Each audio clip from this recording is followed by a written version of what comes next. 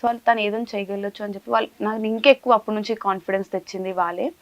And తర్వాత relatives అయినా ఏదైనా మా అక్క వాళ్ళైనా మా ఉన్నారు మా కజిన్స్ వాళ్ళందరూ వాళ్ళు ఏదైనా వాళ్ళు నాకు సపోర్ట్ చేస్తూ ఉంటారు.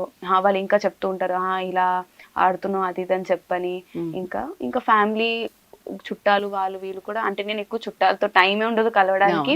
సో మా డాడీకి మా మమ్మీకి మా అన్న వాళ్ళకి చెప్తూ ఉంటారు మీ చెల్లి ఇలా ఆడుతుంది మంచిది పాప ఇలా ఆడుతుంది అది ఇది అని చెప్పని. ఫ్యామిలీలో అందరూ ఇప్పుడు మంచిగానే ప్రేజ్ చేస్తారు. ఇంత చిన్న వయసులో ఇంత ఆడుతుంది ఇంత తెచ్చుకుంది అది ఇది అని చెప్పి వాళ్ళు ప్రౌడ్ గానే ఫీల్ అవుతూ ఉంటారు. ఓకే, నువ్వు అన్నట్టు నీకు జనరల్ గా అయితే టైమే ఉండదు. ఇన్ కేస్ ఒకవేళ టైం ఉంటే ఖాళీ టైంలో ఏం చేస్తుంటారు? నీ హాబీస్ ఏంటి? ఖాళీ టైంలో ఉన్నప్పుడు నేను ఫస్ట్ అంటే క్యాంప్ ఏదైనా ఆఫ్ ఒకవేళ అవుతుంది అంటే అది మా ఖాళీ టైం. ఫస్ట్ అనుకుంటాను ఇంటికి రావాలి అని చెప్పని. అంటే మా మమ్మీ కూడా వెయిట్ చేస్తాం ఎప్పుడు వస్తావు అని చెప్పి.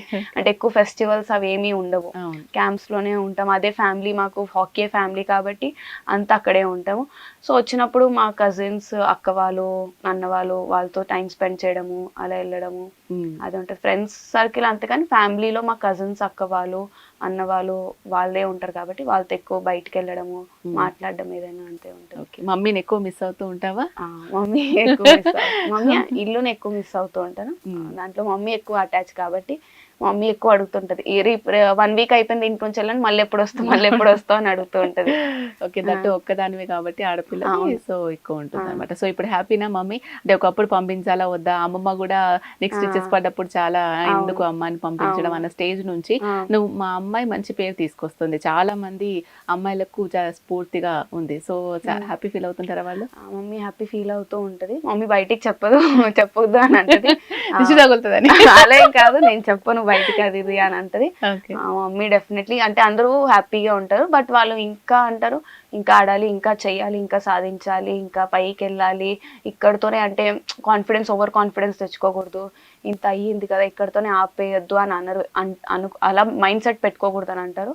ఇంకా ఆడాలి ఇంకా ముందుకు వెళ్ళాలి ఇంకా ప్రౌడ్ చేయాలి ఇంకా చేయాలి అని చెప్పి అంటూ ఉంటారు. ఇప్పుడు ఇంత మనము ఇప్పటికీ చాలా మంది చదువుకుంటున్నా చాలా రంగాలలో జాబ్స్ డిఫరెంట్ జాబ్స్ పర్టికులర్గా అమ్మాయిలు చేస్తున్నా కూడా ఇంకా ఏదో ఇన్స్పిరేషన్ కావాలి వాళ్ళకి. సో ఇక్కడ ఒక దగ్గర ఆగిపోతూ ఉంటారు, డ్రాప్ అయిపోతూ ఉంటారు, అసలు బయటికి రావడానికి కూడా ఇష్టపడరు కొంతమంది. సో అలాంటి అమ్మాయిలకు నువ్వు ఇంత చిన్న ఏజ్లోనే ఇంత స్పోర్టివ్గా ఎన్ని దెబ్బలు తగిలినా ఎన్ని హర్డిల్స్ వచ్చినా కూడా అవన్నీ ఫేస్ చేస్తూ ముందుకు వెళ్తూ ఉన్నావు. సో నీ సక్సెస్ స్టోరీ అనేది ప్రతి ఒక్కరికి కూడా చాలా ఇన్స్పిరేషనల్. సో ఎవరైతే అమ్మాయిలు బయటికి రాలేకపోతూ ఉంటారో మిడిల్ డ్రాప్ చేస్తూ ఉంటారో సో వాళ్ళకి నువ్వేదైనా చెప్పాలనుకుంటున్నావా? ఒకటే చెప్పాలంటే వాళ్ళకి సెల్ఫ్ బిలీవ్ అనేది మన మీద మనం నమ్మకం పెట్టుకుంటేనే మనం ముందుకు వెళ్తాం. ఇప్పుడు మీరు నా మీద నమ్మకం పెట్టుకున్నా అది వేస్ట్. నేను నమ్మకం పెట్టుకున్నాను, నా మీద నేను కాన్ఫిడెన్స్ పెట్టుకున్నాను, నా మైండ్ సెట్ నేను చేయగలుగుతాను అని అనుకుంటే ఆబ్వియస్లీ అది మీరు ఎంత హడిల్స్ వచ్చినా మీరు ఆ హడిల్స్ని ఒక కాన్ఫిడెన్స్ లాగానే తీసుకుంటారు. అది హడిల్స్ లాగా తీసుకోరు. ఒకవేళ మీకు నమ్మకం ఉంది మీ మీద మీరు చేయాలనుకుంటే అది మీరు హడిల్స్ని అంటే ఒక ముందు అడుగుగానే తీసుకుంటారు. సో ఆ మైండ్ సెట్ ఉంటే మనం ఏదైనా సాధించవచ్చు. మన మీద మన మెయిన్ నమ్మకం, మనం చేయాలని పట్టుదల.